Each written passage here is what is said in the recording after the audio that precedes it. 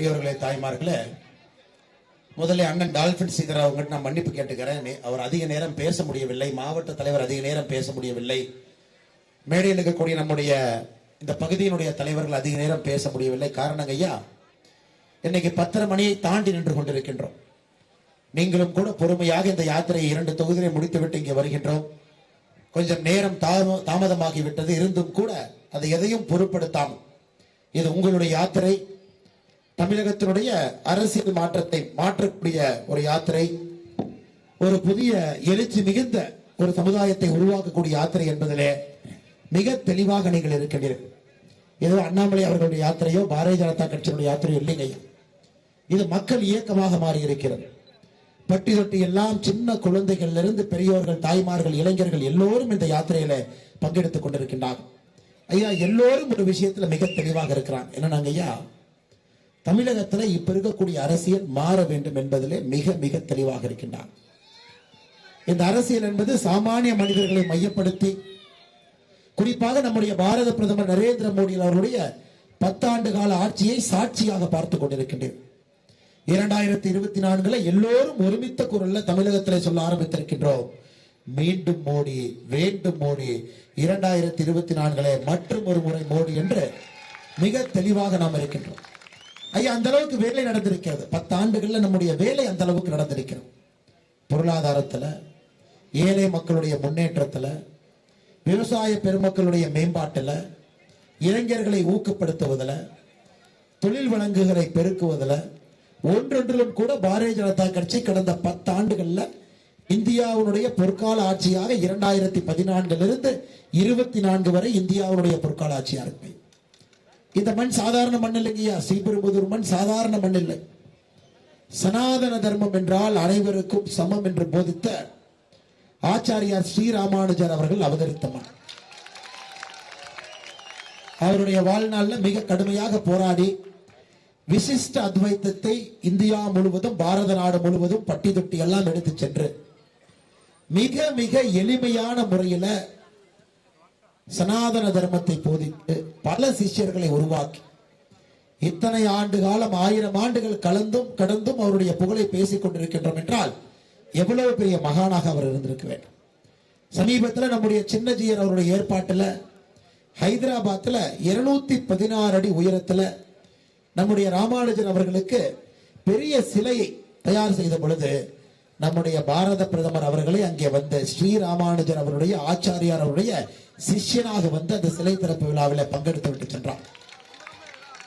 ஐயா, ஸ்ரீராமானுஜன் அவருடைய புகழை எங்கே பாடினாலும் கூட அந்த பெருமை எல்லாம் இந்த மண்ணுக்கு தாங்க. இந்த மண்ணிலே தோன்றியவர், இந்த மண்ணிலிருந்து இந்தியா முழுவதும் நடந்து சென்றவர், பாரத நாடு முழுவதுமே. அப்படிப்பட்ட அற்புதமான ஒரு தத்துவ நாணியை இந்த மண்ணிலிருந்து கொடுத்திருக்கிறீங்க ஐயா. சைவ பெரிய சேக்கிலார் அவர் பெரிய புராணத்தை எழுதியவர். குலோத்துங்க சோழன் அவருடைய அவையிலே முதன்மை அமைச்சராக இருந்தவர். அவருடைய பிறந்த மண்ணும் கூட இது. அப்படிப்பட்ட அற்புதமான மனிதர்கள் சைவ பெரியரோவர். விசிஷ்ட அத்வைதத்தை பாரத நாடு முழுவதும் எடுத்து சென்ற இன்னொரு மகான். இவர்கள் பிறந்த பூமி இது ஒரு ஆன்மீக பூமிங்க ஐயா, அது ஒரு புண்ணிய பூமி. இந்த பூமிக்கு நம்முடைய யாத்திரை, என் மண் என் மக்கள் யாத்திரை தமிழகத்திலே 192வது தொகுதியாக நாம் வந்திருக்கின்றோம் ஐயா. ஐயா, மறுபடியும் சொல்லுகின்றோம், 191 தொகுதிகளை தாண்டி ஜூலை 28ஆம் தேதி ராமேஸ்வரத்தில் ஆரம்பித்த இந்த பயணம் இன்னைக்கு ஸ்ரீபெரும்புதூர்ல உங்களோடு 192வது தொகுதி நின்று கொண்டிருக்கின்றோம். இந்தியாவில் அரசியல் சரித்திரத்தில் எந்த ஒரு யாத்திரையும் இவ்வளவு நீண்ட நெடி யாத்திரையாக ஒரு சட்டப்பேரவை தொகுதியில அங்கு போய் மக்களை சந்தித்து, ஒரு சட்டப்பேரவை தொகுதியிலும் உங்களோடு அந்த யாத்திரை முடிவில் ஒரு பேச்சோடு, அந்த சட்டப்பேரவை தொகுதியில 10 ஆண்டுகளாக ஆட்சியில் இருக்கக்கூடிய பாரத பிரதமர் நரேந்திர மோடி அவருடைய ஆட்சியில பயன்பெற்ற 100 மனிதர்களை கண்டுபிடித்து அதுல 10 பேரை மேடைக்கு கொண்டு வந்து உங்களுக்கு அறிமுகப்படுத்தி, எப்படி பாரத பிரதமர் நரேந்திர மோடியுடைய ஆட்சி காலத்துல ஒரு திட்டமும் கூட இந்தியாவை வளர்ச்சி பாதையில ஒரு தனி மனிதனுடைய மாற்றத்திற்கு வழிவகுத்திருக்கிறது என்பதை உங்களுக்கு படம் பிடித்து காட்டி, இது போன்ற யாத்திரை எங்கேயுமே நடக்கலைங்க ஐயா. 191 தொகுதியிலும் 192வது ஸ்ரீபெரும்புதூர் தொகுதியிலும் கூட இது ஒரு எழுச்சி மிகுந்த யாத்திரையாக மிக சிறப்பாக எல்லோரும் பங்கெடுத்துக் கொண்டிருக்கின்றீர்கள். பாருங்க ஐயா, இந்த காலகட்டத்தில் ஒரு அரசியல் கட்சி கூட்டம் என்றாலே மக்கள் போக மாட்டாங்க. யாரோ வருவாங்க, குடும்ப ஆட்சியில் 4 பேர் வருவாங்க. அவர்களுக்கு ஜெய் போடுவதற்காக ஒரு கூட்டம், அந்த கூட்டம் தன்னுடைய புகழை பாடுவதற்காக கூட்டம் மேல இருக்கும். மக்கள் எதற்கு போக வேண்டும் என்று தமிழகத்துல எங்கேயுமே எந்த அரசியல் கூட்டத்திற்கும் யாரும் போறதில்லைங்க ஐயா. இன்னைக்கு தமிழ்நாட்டில் பெரிய வேலை என்னன்னா அரசியல் கூட்டத்திற்கு ஆள் பிடிக்கிறதா முழு நேர வேலையாக பல பேர் சுத்திக்கிட்டு இருக்காங்க. ஆனா இந்த யாத்திரை அதையெல்லாம் உடைத்து நல்ல ஒரு ஆரோக்கியமான அரசியல் தமிழக மக்கள் முன்னிலை வைக்கும் பொழுது அவர்களுக்கு அந்த அரசியல் மூலமாக மாற்றம் வரும் என்று மக்களுக்கு தெரிந்தால் நேரத்தை பார்க்க மாட்டாங்க, காலத்தை பார்க்க மாட்டாங்க. அது 10:30 இருந்தாலும் சரி, 11:00 இருந்தாலும் சரி, மக்கள் அந்த யாத்திரையில பங்கெடுப்பார்கள் என்பதை என் மண் என் மக்கள் யாத்திரை உணர்த்தி கொண்டிருக்கிறது. ஐயா, இந்த தொகுதியில ஆதிகேசவ பெருமாள் கோவில், குன்றம் முருகன் கோவில், மாங்காடு காமாட்சி அம்மன் கோவில் போன்ற அற்புதமான ஆலயங்கள் எல்லாம் ஸ்ரீபெரும்புதூர்ல இருக்குதுங்க ஐயா. இன்னைக்கு தமிழ்நாட்டில் உண்மையாலும் ஒரு நகரத்தை தொழில் நகரம் என்கின்ற வார்த்தையை பயன்படுத்தி சொன்னால் அது ஸ்ரீபெரும்புதூர். அப்படிப்பட்ட தொழில் நகரமாக எல்லா தொழிற்சாலைகளும் இன்னைக்கு ஸ்ரீபெரும்புதூர்ல இருக்குதுங்க ஐயா. வெளியே போனோம்னா எல்லா தொழிற்சாலைகள். இதற்கு முக்கிய காரணம் யாருன்னு யோசிக்கணுங்க ஐயா. நம்முடைய பாரத பிரதமர் அவருடைய production linked incentive scheme, PLI scheme என்கின்ற திட்டத்தை கொண்டு வந்த பிறகு ஆப்பிள் தொழிற்சாலை இங்கே வந்திருக்கின்றார். ஆப்பிள் இன்னைக்கு உலகத்தினுடைய 25% செல்போனை இந்தியாவில் தயாரிக்கிறாங்க ஐயா. 25%. இன்னும் 3 ஆண்டுகள்ல 50% தாண்டி விடுவோம் என்று சொல்லுகின்றார். குறிப்பாக நம்முடைய ஆட்சியில 10 ஆண்டுகள்ல லஞ்சம் இல்லைங்க ஐயா. லஞ்சம் இல்லை, யார் வேணாலும் வரலாம், அவர்கள் முதலீடு செய்யலாம். அந்த முதலீடு செய்வதற்கு பயன் கிடைக்கும். இந்தியா போன்ற ஒரு நாடுல மினிமம் கவர்மெண்ட் மேக்சிமம் கவர்னன்ஸ் என்கின்ற கோட்பாடு, அதாவது அரசு குறைவாகவும் அரசாட்சி அதிகமாகவும் 9 ஆண்டுகளாக பாரத பிரதமர் நரேந்திர மோடி ஆட்சி நடந்து கொண்டிருக்கிறது. அதனால்தான் உலகம் முழுவதும் இருக்கக்கூடிய நாடுகள் இந்தியாவை நோக்கி படையெடுக்கின்றார்கள். இந்தியாவுக்கு வரணும், இந்தியாவில் தொழிற்சாலை அமைக்கணும், இளைஞர்களுக்கு வேலை வாய்ப்பு கொடுக்க வேண்டும், இந்திய மக்களை பயன்படுத்திக் கொள்ள வேண்டும் என்று உலக நாடுகள் எல்லாம் இந்தியாவின் பக்கம் திரும்பி இருக்கிறாங்க. இது நம் அரசனுடைய ஒரு சாட்சியாக ஸ்ரீபெரும்புதூருடைய வளர்ச்சி இருக்கு. இன்னைக்கு உங்க எம்எல்ஏ பாருங்க ஐயா, உங்களுக்கு கிடைத்த எம்எல்ஏவும் சரி, எம்பியும் சரி, அவர்களை பற்றி 2 வார்த்தை பேசுவது என்னுடைய கடமையாக நினைக்கிறேங்க ஐயா. இந்த என் மண் என் மக்கள் யாத்திரையில மிக முக்கியமே குறிப்பாக மக்களுக்கு அரசியல் எப்படி இருக்குன்னு சொல்லணும். எப்படி தமிழகத்தினுடைய அரசியல் இன்னைக்கு 4 கால்களை நம்பி இருக்கு. லஞ்ச ஊழல், குடும்பாட்சி, சாதி அரசியல், அடாவடித்தனம். இந்த 4 கால்களை நம்பித்தாங்க ஐயா நாற்காலியிலே முதலமைச்சரை அமர்ந்திருக்கின்றார். இந்த 4 கால்களை உடைத்தால் தான் உண்மையான வளர்ச்சி வருங்க ஐயா. குடும்ப அரசியல் உடைக்கணும், லஞ்ச லாவணியத்தை உடைக்கணும், ஜாதி அரசியல் உடைக்கணும், அரசியலே அடாவடித்தனத்தை உடைக்கணும். 4ஐயும் உடைத்தால் மட்டும்தான் the real government, உண்மையான அரசாட்சியை தமிழக மக்கள் பார்க்கிறார். எனக்கு உண்மையான அரசாட்சி நடக்கலைங்க. யாரோ ஒரு குடும்பம் நன்றாக இருக்க வேண்டும் என்பதற்காக இங்கே அரசியல் நடக்கிறது. ஒரு குடும்பம் நன்றாக இருக்க வேண்டும் என்பதற்காக அரசாட்சி நடக்கிறது.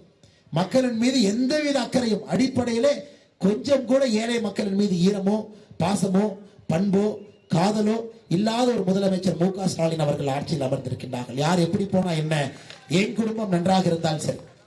என்னைக்கு உங்களுடைய எம்எல்ஏங்க ஐயா, தமிழ்நாட்டில் செந்தில் பாலாஜி அவர்களுக்கு போட்டியாக ஒரு அரசியல்வாதி இருக்க முடியும் என்றால் உங்கள் எம்எல்ஏ செல்வ பெருந்தகன்.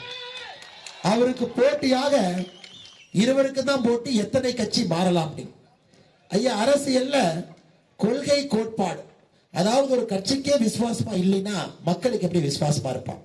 இந்த எம்எல்ஏ செல்வ பெருந்தகை பாருங்க ஐயா.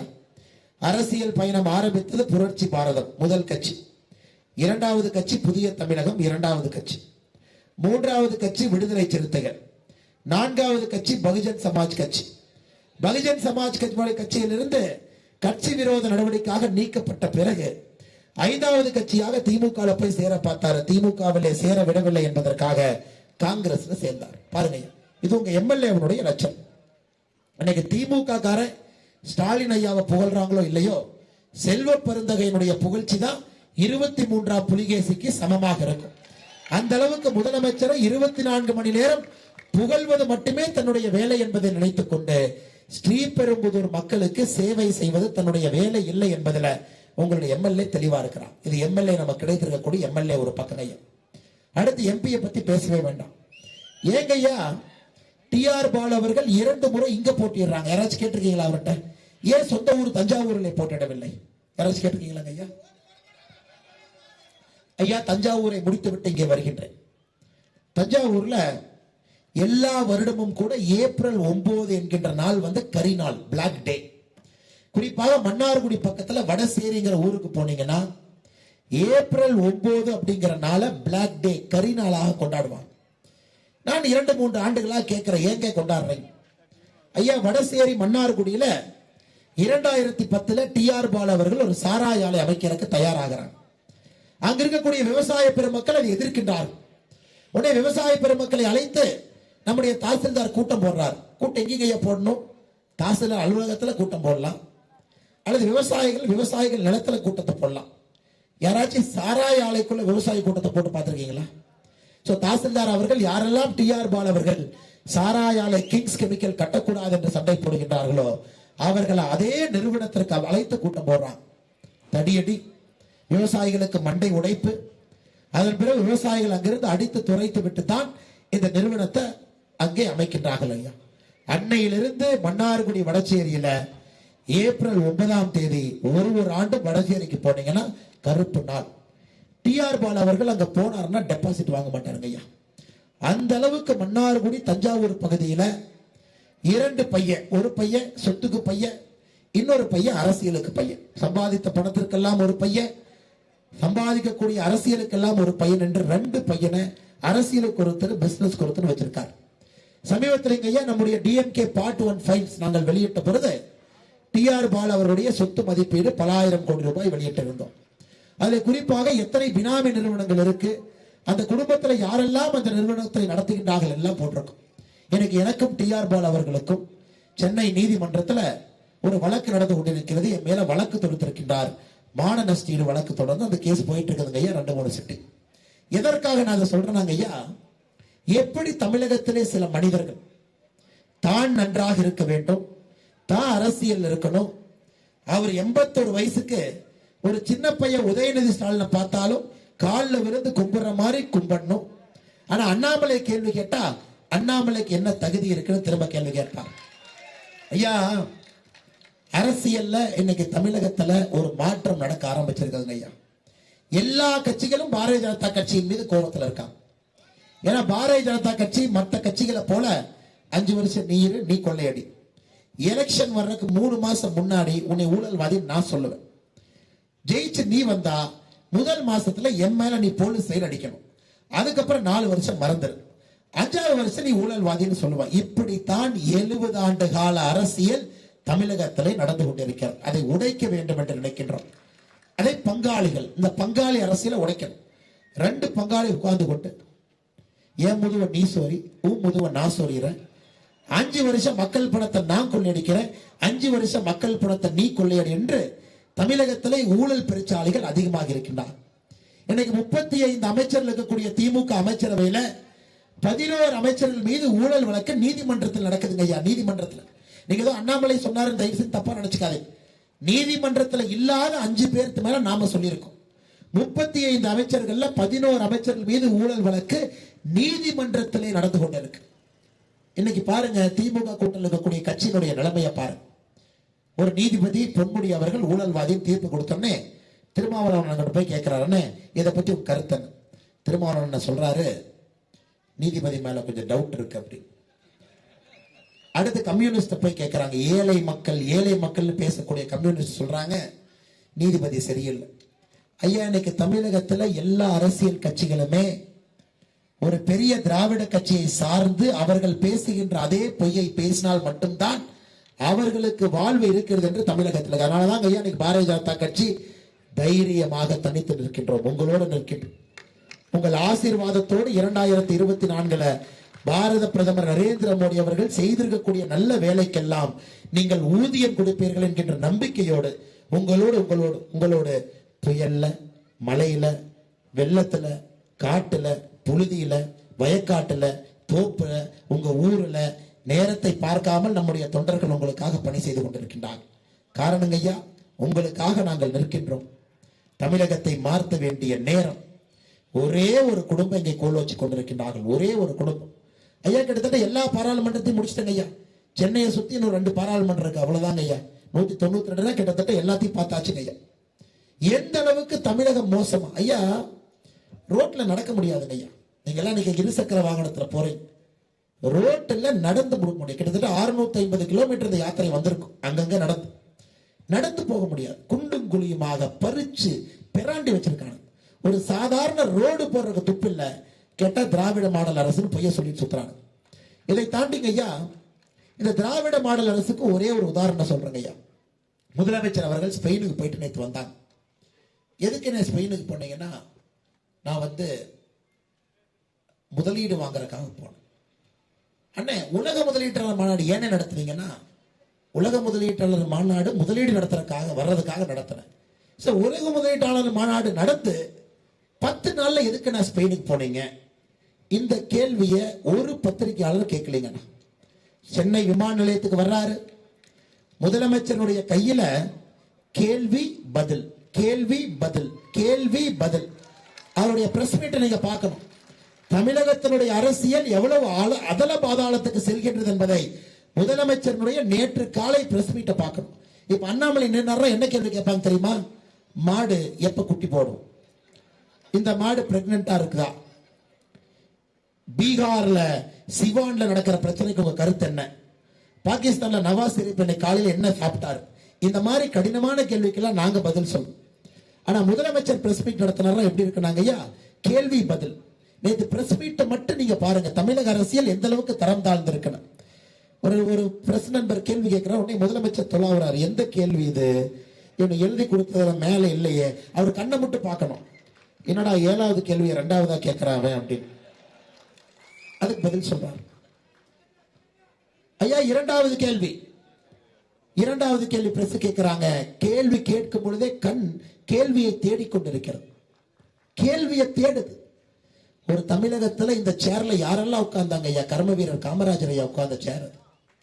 எப்படிப்பட்ட மா மனிதர்கள், எப்படி புரட்சி தலைவர் டாக்டர் எம்ஜிஆர் ஐயா உட்கார்ந்த சேர், ஓமந்தூரா ரெட்டியார் ஐயா உட்கார்ந்த சேர், ராஜாஜி ஐயா உட்கார்ந்த சேர்.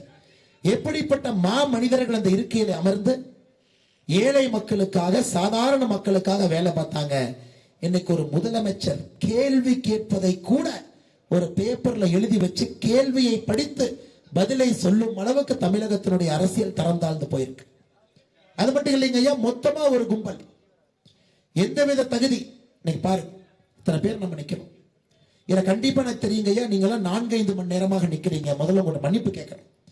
ஆனா 4-5 மணி நேரத்துக்கு முன்னாடி ஏதோ ஒரு வேலையை பார்த்துட்டு நீங்க வந்திருக்கீங்க. ஏதோ ஒரு உழைத்து கடை இருக்கும், கடை அடைச்சிட்டு வந்திருப்பீங்க. சகோதரி இருந்தா வீட்டுல சமைச்சிட்டு வந்திருப்பீங்க. சகோதரர் ஏதாச்சும் ஒரு வேலை பார்த்திருப்பீங்க, அல்லது சகோதரரும் சமைச்சிட்டு வந்திருப்பீங்க. ஏதோ ஒரு வேலை. ஐயா, ஒரு சாதாரண மனிதனுக்கு இவ்வளவு தகுதி நாம் எதிர்பார்க்கிறோம். ஒரு கடைக்கு போய் ஒரு பஜ்ஜி கேட்டா கூட அந்த பஜ்ஜி எண்ணெய் சூடா இருக்கணும், வாழைக்காய பதமா சீவணும், மாவை பதமா கலக்கணும். பதமா போட்டா தான் நாம் அந்த கடையில போய் 10 ரூபா கொடுத்து ஒரு பஜ்ஜி சாப்பிடுவோம். ஐயா, இன்னைக்கு அனைத்து இடத்திலும் கூட தகுதி தகுதி தகுதி என்கின்ற வார்த்தை எதிர்பார்க்கிறோம். ஒரு வீட்டுல வேலைக்கு இருக்கிறாங்க, கடையில வேலைக்கு இருக்கிறாங்க, 8000 ரூபாய் சம்பளம் கொடுத்தா கூட எப்படி வேலை செய்யறாங்கன்னு பார்த்து 8000 கொடுக்கிறோம். உதயநிதி ஸ்டாலினுக்கு என்ன தகுதி இருக்குன்னு நான் கேட்கிறேன். ஒரு பஜ்ஜி போடக்கூடிய, வாழைக்காய் பஜ்ஜி போடக்கூடிய அண்ணனுக்கு ஒரு தகுதி எதிர்பார்க்கும். டீ கடையில நம்ம டீ போடக்கூடிய சகோதரர் அண்ணங்கிட்ட, ஒரு ஆட்டோக்காரன் நண்பர்கள்ட்ட போய் கேட்கிறோம், அண்ணே இந்த ஊர்ல டீ கடை எங்கனே நல்லா இருக்கும்? ஸ்ரீபெரும்புதூர்ல இந்த ரோட்ல. அவர் சொல்ற கடைக்கு தான் போய் டீ குடிப்போம், ஏன்னா அங்கதான் டீ நல்லா போடுவாங்க. ஆனா எந்த தகுதியுமே இல்லாம son of M K. Stalin, grandson of Karunanidhi அப்படிங்கிற ஒரே ஒரு தகுதியை வைத்துக் கொண்டு தமிழக அரசியல்ல பல பேர் வண்டி ஓட்டிட்டு இருக்காங்க. ஐயா, உங்க பக்கத்து தொகுதியில சுத்தி பாருங்க ஐயா. கள்ளக்குறிச்சி முடிச்சுட்டு வந்தேன். கள்ளக்குறிச்சியினுடைய எம்பி யாருங்க ஐயா? ஒரு அமைச்சருடைய பையன், பொன்முடியினுடைய பையன். வெள்ளூரினுடைய எம்பி யாருங்க ஐயா? துரைமுருகனுடைய பையன். தென் சென்னை எம்பி யாருங்க ஐயா? தங்கம் தென்னரசனுடைய தங்கச்சி தங்கப்பாண்டியன் ஐயாவுடைய பொண்ணு தமிழச்சி தங்கப்பாண்டியன். மத்திய சென்னை எம்பி யாருங்க? தயாநிதி மாறன், முரசொலி மாறன் அவங்க பையன். வட சென்னை எம்பி யாருங்க? ஆற்காட்டு வீராசாமியோருடைய பையன் கலாநிதி வீராச்சம். எப்படிங்க ஏத்துக்கும்? நம்ம குழந்தைகளை மாங்குன்னு படிக்க வைக்கிறோம், டியூஷன் அனுப்புறோம், மெரிட்டுங்கிறோம், நல்லா படிக்கிறோம். 2 மார்க் குறைஞ்சா கூட தாய்மார்கள் வீட்டுல பிச்சை எடுத்துறாங்க. என் வீட்டுல நான் பாக்குறேன். அது ஏன் ஹேண்ட் ரைட்டிங் கோணையா எழுதுனேன், அது எதுக்கு நேரா எழுதல, அது எதுக்கு சைட்ல எழுதுனேன், எப்படி உனக்கு ஏ ஸ்டார் போட வேண்டிய இடத்துல ஏன் ஏ வாங்கினேன். எங்க வீட்டுக்கு போனா அந்த பஞ்சாயத்தை டெய்லி பாக்குறேன். எல்லா வீட்லயும் இது நடக்குது. ஒரு குழந்தை அப்படி வர வேண்டும் என்று நினைக்கின்றோம். உங்க குழந்தைகளுக்கு எந்த அரசியல்வாதியை காட்டி நீங்க வளர்த்துவீங்க? அதோ பாரு துரைமுருகன் மாமா, அவர்தான் தமிழகத்தினுடைய பெரிய ஊழல்வாதி நம்பர் 1 அப்படி காட்டுவீங்களா? இதே பாரு டிஆர் பாலு மாமா, நம்ம டாஸ்மாக் கடையில் 44% சாராயம் அவர் ஆலையில இருந்து அவருக்கு அப்படி சொல்லுவீங்களா? அங்க பாரு டிஆர்பி ராஜா, எந்த தகுதி இல்லாம 3வது தலைமுறையா நம்முடைய தொழில்துறை அமைச்சரா இருக்கு அப்படி சொல்லுவீங்களா? இல்ல உங்க குழந்தை படிக்கக்கூடிய கல்வித்துறை அமைச்சர் அன்பில் மகேஷ் பொய்யாமொழி, இங்க பாரு அன்பில் மகேஷ் பொய்யாமொழி உதயநிதி ஸ்டாலின் ரசிகர் மன்றத்தினுடைய தலைவர் வர்றார் இப்படி சொல்லி வளர்த்துவீங்க. இதே நீங்க வளர்ந்த போது எப்படி வளர்த்துறாங்க? அங்க பாரு காமராஜர் ஐயா, இங்க பாரு சுப்பிரமணியம் ஐயா, இங்க பாரு கக்கன் ஐயா எப்படி வளர்த்தினார். அந்த குழந்தைக்கு அவர்களை பார்த்து நாமும் அது போல் வளர வேண்டும், நாமும் வாழ்க்கையில் அப்படி இருக்க வேண்டும். கக்கன் அவர்களை போல் 2 வேட்டி வைத்திருக்க வேண்டும், காமராஜரை போல இறக்கும் பொழுது 113 ரூபாய் பணம் கையில் இருக்க வேண்டும் என்று நீங்க வளர்ந்த.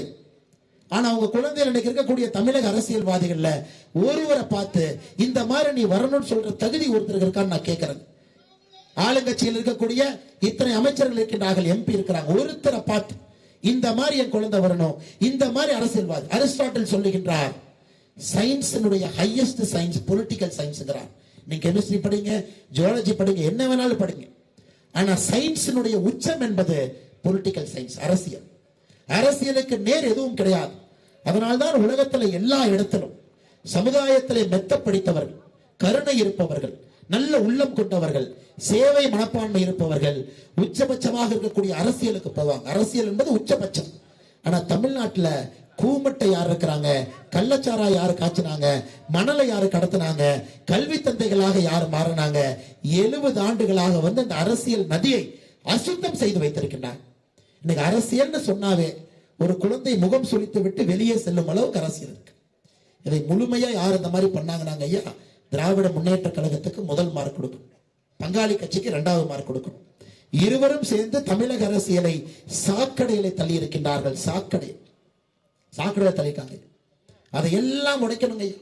2014 மோடி ஐயா எங்க ஐயா ஓட்டு போட்டீங்க? நீங்கெல்லாம் ஒரு நல்ல கவர்மெண்ட் வரணுங்க. இவனுக்கு ரொம்ப ஊழல் பண்ணிட்டானுங்க. 10 ஆண்டுகள்ல 12 லட்சம் கோடி ஊழல் பண்ணியிருக்காங்க. இவனுக்கு வேண்டாம், மோடி ஐயாக்கு போடணும். 2019 ஏன் மோடி ஐயா திரும்ப போட்டீங்க ஐயா? நல்லா ஆட்சி பண்ணாரு, 5 வருஷம் வளர்ச்சி பாதையில் எடுத்துட்டு போறாரு, நல்லா இருக்கு. 2024 அதே உங்ககிட்ட கேட்கிறேங்க ஐயா, மோடி அவர்களுக்கு எதிராக இந்திய அரசியல் களத்திலே தலைவர்கள் இல்லை. யார் இல்லை? மோடி அவர்களுக்கு எதிராக இன்னைக்கு அரசியல் களத்தில் யார் இல்லை? ஒரு சர்வே பாருங்க, இன்னைக்கு இந்தியாவுடைய சர்வே, நேற்று டைம்ஸ் நவ் சர்வே, எந்த சர்வே போட்டாலும் என்டிஏ 400 சீட்டுகளோடு என்டிஏ வந்து உட்கார்ந்து. அதுவும் பாருங்க, குறிப்பாக வட இந்தியால எல்லாமே sweep. Uttarakhand sweep, Gujarat sweep, Chhattisgarh sweep, Delhi sweep, கிட்டத்தட்ட 7 மாநிலங்கள், மத்திய பிரதேஷ் ஸ்வீப், எல்லாம் முழுசுக்கு முழுசு ஸ்வீப். ஏனால் அங்க மக்கள் 2 கட்சியை மட்டும்தான் பார்த்திருக்காங்க, பிஜேபி காங்கிரஸ். சோ காங்கிரஸ் வேண்டாம் ஒதுக்கிட்டாங்க. தமிழகத்துல நீங்க பிஜேபியை பார்த்தா தாங்க ஐயா நீங்க வரையீடு செய்ய முடியும். தமிழகத்திலே பாரதிய ஜனதா கட்சிக்கு நீங்க ஒரு வாய்ப்பு கொடுத்து, பாரதிய ஜனதா கட்சி எம்பி ஒரு முறை நீங்க வாய்ப்பு கொடுத்தா தானே மதிப்பீடு போட முடியுங்க ஐயா. மதிப்பீடு எப்படி போடுவீங்க? ஒரு குழந்தைக்கு, ஒரு குழந்தைய பரீட்சை எழுதுறதுக்காக நீங்க வாய்ப்பு கொடுக்கணும். 2024 எங்களுடைய அன்பையான வேண்டுகோள், பாரதிய ஜனதா கட்சிக்கு நீங்கள் மதிப்பீடு அளித்து 2024 இந்த பகுதியினுடைய பாராளுமன்ற உறுப்பினராக ஒரு பாரதிய ஜனதா கட்சியினுடைய உறுப்பினரை நீங்கள் பெற்றுக் கொடுப்பீர்கள் என்கின்ற நம்பிக்கை எனக்கு இருக்கு. 10:30 மணியை தாண்டி இந்த அளவுக்கு நீங்கள் நின்று கொண்டிருக்கிறீர்கள் என்றால் நிச்சயமாக நீங்க நடத்தி காட்டுவீங்க. ஐயா இன்னைக்கு நம்ம மேல குற்றச்சாட்டு வைக்கிறதுக்கு எதிர்கட்சிட்ட ஒண்ணுமே இல்லைங்க ஐயா, ஒண்ணுமே. 2014 மணிசங்கர் ஐயர் சொன்னார், மோடி எல்லாம் இந்தியாவுடைய பிரதமரா, என்ன காங்கிரஸ் கூட்டத்தில் டீ விற்கட்டும், டீ விற்கிறக்கான இடத்தை நான் கொடுக்குறேன் அப்படின்னாரு. சரிங்களா? நீங்க என்ன சொன்னீங்க? அப்படியா சொன்ன அப்படின்னு மணிசங்கர் ஐயா டெபாசிட்டை காலி பண்ணி ஓட வச்சிட்டீங்க. மோடி அவர்களை தனி பெரும்பான்மையில் உட்கார வைக்க. அதன் பிறகு மோடி அவர்களை கேலி பேசி தான் காங்கிரஸ் இன்னைக்கு வரலாறு காணாத தோல்வியை 2019 பார்த்திருக்கின்றார். இன்னைக்கு 2024 ஐயா என்ன சொல்றாங்கன்னா, வடக்கு தெற்குன்னு இந்தியாவை பிரிச்சுட்டாங்க. இன்னைக்கு ஒரு தேசிய கட்சியாக இருக்கக்கூடிய காங்கிரஸ் சொல்றாங்க, வடக்கு வேறு தெற்கு வேறு, தெற்குல நீங்க காங்கிரஸ் ஓட்டு போடுங்க. ஒரு தேசிய கட்சி ஏதோ ஒரு 40 சீட் கிடைக்குமா 30 சீட் கிடைக்குமா என்ற அளவுக்கு பிரிவினை அரசியலை கையில் எடுத்திருக்கின்றார். ஐயா தமிழகத்திற்கு கடந்த 10 ஆண்டு இந்த 2024 சேர்த்து 10,76,000 கோடி ரூபாய் நம்ம பணம் கொடுத்திருக்கிறோம் ஐயா. 13 பக்க வெள்ளை அறிக்கையாக பாரதிய ஜனதா கட்சி அதை வெளியிட்டு இருக்கின்றோம். நீங்க சொல்லுங்க, தமிழகத்திலிருந்து இவ்வளவு வரி கொடுத்திருக்கோம், வரியை தாண்டி பணம் வந்திருக்கு. தமிழகத்திற்கு 15 அரசு மருத்துவக் கல்லூரி கொடுத்திருக்கோம்.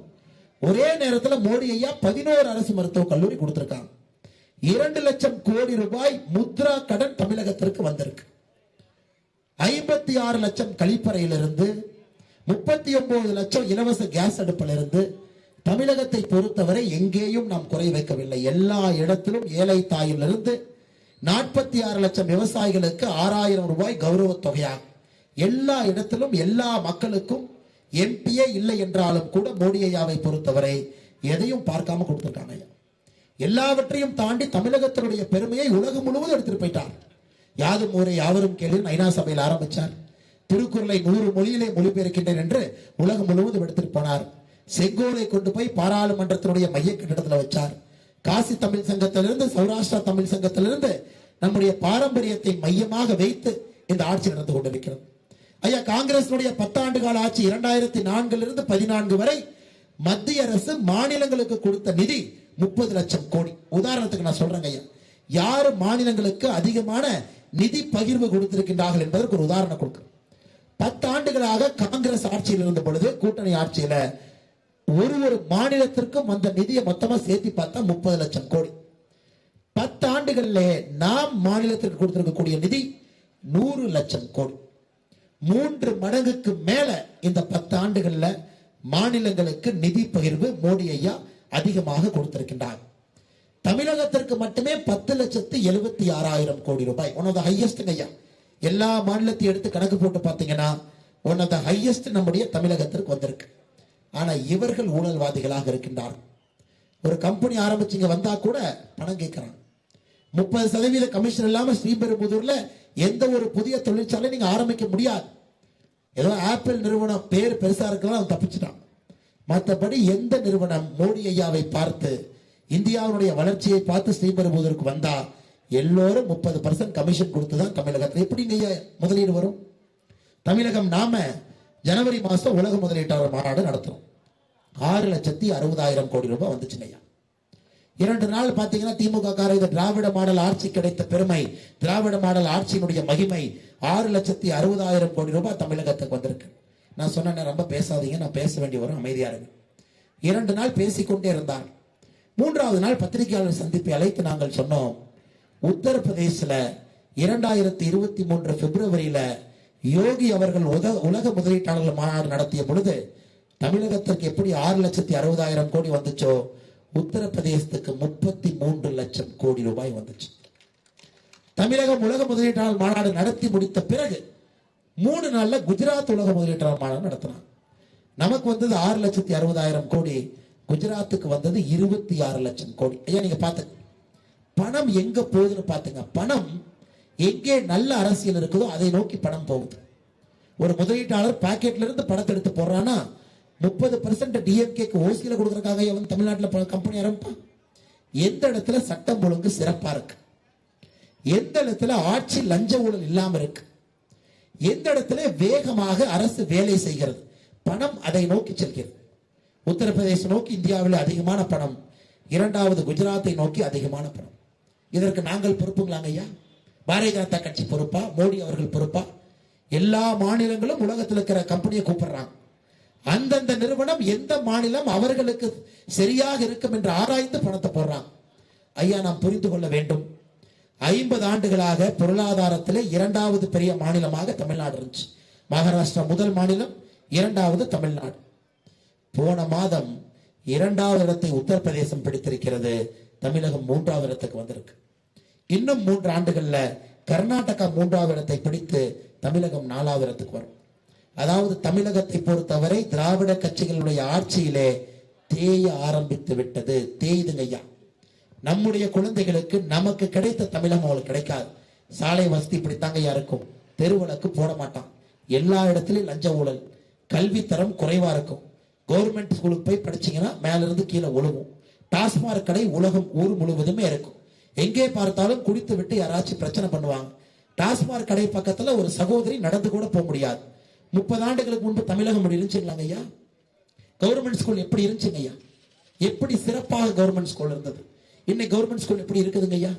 அதனால் நாம் புரிந்து கொள்ள வேண்டும், மற்ற மாநிலங்கள் வேகம் எடுத்து விட்டார்கள். திராவிட கட்சிகள் குடும்ப ஆட்சியில தமிழகத்தினுடைய வேகம் குறைய ஆரம்பித்து விட்டது. அதனால் இளைஞர்களை இது பெருசா பாதிக்கும். இன்னும் 15 ஆண்டுகள்ல இதனுடைய பாதிப்பு தெல்ல தெளிவாக நம்முடைய இளைஞர்களுக்கும், இன்னைக்கு யாரு ஸ்கூல்ல படிக்கிறாங்களோ அந்த குழந்தைகளுக்கு இந்த பாதிப்பு தெளிவா தெரியுங்க ஐயா. இன்னைக்கு காப்பாற்றணும். இன்னைக்கு நாம் பிஜேபி தமிழகத்துல களத்தில் இறங்கினாவே சரி பண்றதுக்கு முழுமையாக 5 ஆண்டுகள் வேணுங்க ஐயா. முழுமையா நமக்கு சரி பண்றதுக்கே 5 வருஷம் வேணும். ஊழல் அரெஸ்ட் பண்ணி, கரப்ஷனை பிக்ஸ் பண்ணி, டாஸ்மார்க்கை சரி பண்ணி, இந்த மாதிரி ஒரு இடத்திலும் கை வச்சு ஒரு விஷனை கொண்டு வந்து கவர்மெண்ட் ஸ்கூலை சரி பண்ணி, கல்வியை சரி பண்ணி, அடிப்படை சுகாதாரத்தை சரி பண்ணி, வேலை வாய்ப்பை சரி பண்ணி, ஏழைகளுக்கு செல்ல வேண்டிய திட்டங்கள் முறையாக செல்லக்கூடிய சரி பண்றதுக்கு நமக்கு 5 வருஷம் வேணுங்க ஐயா. 5 வருஷம் அந்த அளவுக்கு அழித்து வைத்திருக்கின்றார். எந்த ஐடியாவும் கிடையாது முதலமைச்சர். ஒரு மீட்டிங்ல பொம்மை மாதிரி உட்கார்ந்துக்கிறார். ஐயா போட்டோ எடுக்கிறாங்கன்னா அப்படி திரும்புவார். ஐயா இந்த பக்கம் போட்டோ எடுக்கிறாங்கன்னா திரும்புவார். இதை தவிர ஒரு முதலமைச்சர் ஒரு மீட்டிங்ல வாய் திறந்து பேசின வீடியோ நீங்க யாராச்சும் பார்த்திருக்கீங்களா? அல்ல துண்டு சீட்டு இல்லாம ஒரு திருமண விழாவில் பேசினதை பார்த்திருக்கீங்களா?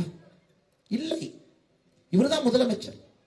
முதலமைச்சருக்கு பக்கத்துல முதலமைச்சர் எப்படின்னா உதயநிதி ஸ்டாலின் நினைச்சா இன்னும் பயமா இருக்கு. அடுத்து அதை நினைச்சா இன்னும் பயமா இருக்கு. இவங்க எல்லாம் இன்னும் எங்க கொண்டே தமிழ்நாட்டில் நிறுத்த போறாங்களோ.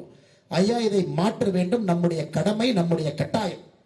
இதை செய்யலினா நம்முடைய குழந்தைகளுக்கு நம்ம மிகப்பெரிய துரோகம் பண்றோம் ஐயா.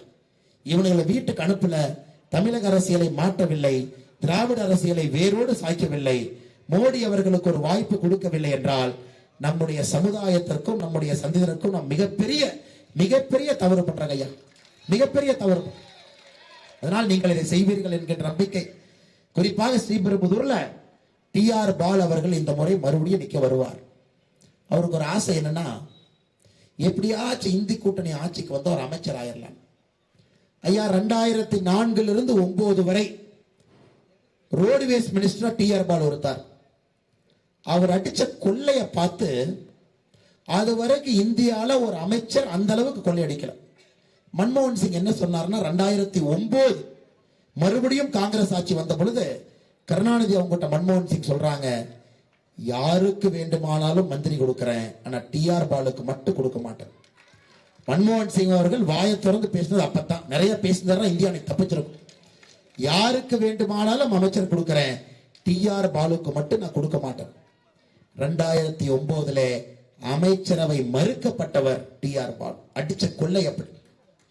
இன்னைக்கு காஞ்சி போன மாடு வக்கிப்புல பார்த்தா சும்மா இருக்குங்களா? ஆசையிலே அமர்ந்து கொண்டிருக்கின்றார்கள். எப்படியாச்சும் இந்தி கூட்டணி வந்துடும், அது எப்படியாச்சும் நம்ம அமைச்சர் ஆயிரலாம். ஐயா நீங்கள் அதை விடக்கூடாது, கனவுலும் விடக்கூடாது. அவன் கனவுல கூட யோசிக்க கூடாது. நிஜத்தில் நடக்க போவது கிடையாது. 400 தாண்டி நம்முடைய பாரத பிரதமர் நரேந்திர மோடி அவர்கள் ஆட்சி அமைக்க போகின்றார்கள், உறுதியாக நமக்கு தெரியும். ஆனா கனவுல கூட உங்களுக்கு ஆசை வந்துடக்கூடாது. அதை நீங்க ஸ்ரீபெரும்புதூர்ல இருந்து ஆரம்பிக்கணும். எந்த தொகுதியில, எந்த மண்ணுல. ஐயா நீங்க பாருங்க ஐயா, நாம பிஜேபிங்க ஐயா, நம்ம காங்கிரஸ்.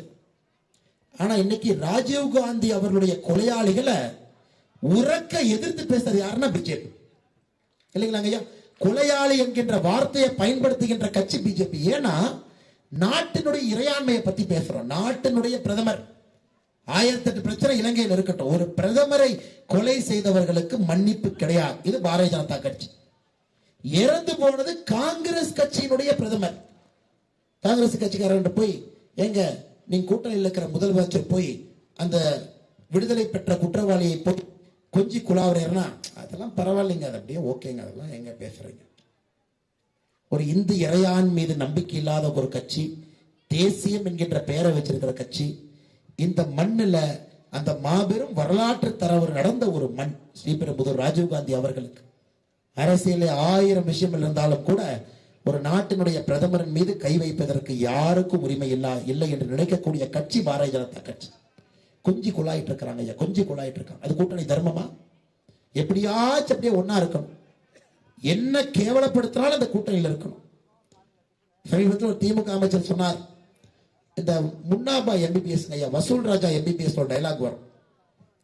அந்த ஆனந்த்னு ஒரு கேரக்டர் இருப்பார் இந்த ஹாஸ்பிட்டலுக்குள்ள, தாடியெல்லாம் வச்சுக்கிட்டு அவர் படுத்துட்டு தூங்கிட்டே இருப்பார். அப்ப திடீர்னு கமலஹாசன் ஐயா கேட்பாரு, இந்த சப்ஜெக்டுக்கு உயிர் வந்துருச்சா அப்படின்னு. இந்த காங்கிரஸுக்குங்க உயிர் வர்றது எப்பன்னா எலெக்ஷனுக்கு 1 மாசத்துக்கு முன்னாடி அந்த சப்ஜெக்டுக்கு. என்னது எலெக்ஷனா? எலெக்ஷன் அறிவிச்சிட்டாங்களாமா, எல்லாம் வாங்க வாங்க சீட்டு கேட்கலாம். அதுவரை கும்பகர்ணனை போல 4.5 ஆண்டுகள் தூங்குவாங்க. ஏதாவது தமிழ்நாடு பிரச்சனையை பேசி பார்த்துருக்கீங்களா? சென்னை வெள்ளத்துல போய் மக்களுக்கு ஒரு பிரெட்டோ டீயோ ஒரு பிஸ்கட்டோ வாங்கி கொடுத்தாங்களா? தென் தமிழக வெள்ளத்துல போனாங்களா? எங்கேயும் எதுவுமே செய்யவில்லை. இன்னைக்கு காங்கிரஸ் ஆட்சியை பொறுத்தவரை அந்த சப்ஜெக்டுக்கு உயிர் வருவதே எலெக்ஷனுக்கு முன்னாடி. அதனால் நீங்க எந்த காரணத்திற்கும் காங்கிரஸ், இந்தியா கூட்டணி, திராவிட முன்னேற்ற கழகம் யாரையும் நீங்கள் ஆட்சிக்கு எந்த காரணத்திலும் விடக்கூடாது. அதை நீங்கள் ஸ்ரீபெரும்புதூர் இந்த மண்ணிலிருந்து நீங்கள் ஆரம்பிக்க வேண்டும்.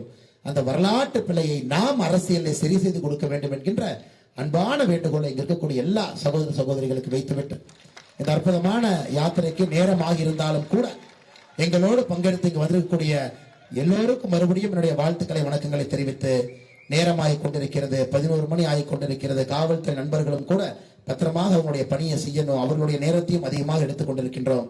நம்முடைய மாவட்ட தலைவர் அண்ணன் KS பாபு அவர்கள் மிகச் சிறப்பாக இந்த ஏற்பாடுகளை செய்திருக்கின்றார்கள். அவர் நன்றியை தெரிவித்து, நம்முடைய மாநில செயலாளர் பெருங்கோட்ட பொறுப்பாளர் சகோதரர் வினோத் பி செல்வம் அவர்கள் நன்றிகளை தெரிவித்து, யாத்திரை பொறுப்பாளர் மாநில துணைத் தலைவர் நரேந்திரன் அவர்கள் நன்றிகளை தெரிவித்து, மாநில பொதுச்செயலாளர் பொன் பாலகணவி அவர்கள் நன்றிகளை தெரிவித்து, மிக முக்கியமாக இந்த பாராளுமன்றத்தினுடைய பார்வையாளராக இருந்து மிக கடுமையாக பாடுபடக்கூடிய அண்ணன் டால்பின் ஸ்ரீதர் அவர்களுக்கு என்னுடைய நன்றிகளை வாழ்த்துக்களை தெரிவித்து, மாவட்ட பார்வையாளராக இருக்கக்கூடிய அண்ணன் பாஸ்கர் அவர்கள் குடும்பத்தில் என்ன நடந்திருந்தாலும் கூட சமீபத்தில் அவருடைய தாயார் இறைவனடி சேர்ந்திருக்கிறாங்க. அதையெல்லாம் தாண்டி இந்த யாத்திரையில வந்து பாரதிய ஜனதா கட்சி எனக்கு முதன்மை என்று சொல்லக்கூடிய ஒரு அற்புதமான தொண்டன் பாஸ்கரன் அவர்களுக்கு என்னுடைய வாழ்த்துக்களை வணக்கங்களை தெரிவித்து, நம்முடைய முன்னாள் MLA இந்த பகுதியில கடுமையாக உழைக்கக்கூடிய அன்பு சகோதரி பாராளுமன்றத்தினுடைய இணையமைப்பாளர் காயத்ரி தேவி அவர்களுக்கு என்னுடைய நன்றிகளை தெரிவித்து, நம்முடைய மாவட்டத்தினுடைய துணைத் தலைவர்கள் ஜம்பேடை சங்கர் அவர்கள், எல்லம்மாள் அவர்கள், வெங்கிட் அவர்கள் நன்றிகளை தெரிவித்து, பொதுச்செயலாளர் பார்த்தசாரதி செல்வமணி சகோதரர் நன்றிகளை தெரிவித்து,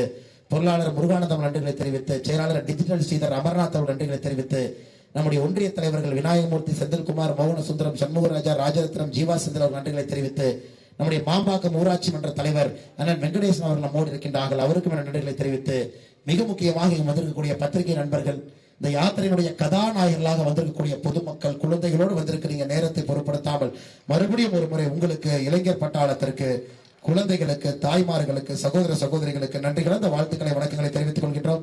மறந்தும் இருந்து விடாதீர்கள், இருந்தும் மறந்து விடாதீர்கள். 2024 சரித்திர தேர்தலுங்க ஐயா. மோடி ஐயா உட்கார வைக்கணும், 400 MP தாண்டி உட்கார வைக்கணும். ஸ்ரீபெரும்புதூர்ல ஸ்ரீபெரும்புதூர்ல இருந்து நீங்க MP அனுப்ப வேண்டும் என்கின்ற வேண்டுகோளை மறுபடியும் வைத்து உரையை முடித்துக் கொள்கின்றேன். நன்றி, வணக்கம். பாரத் மாதா கி ஜாரதனையின் புகழ்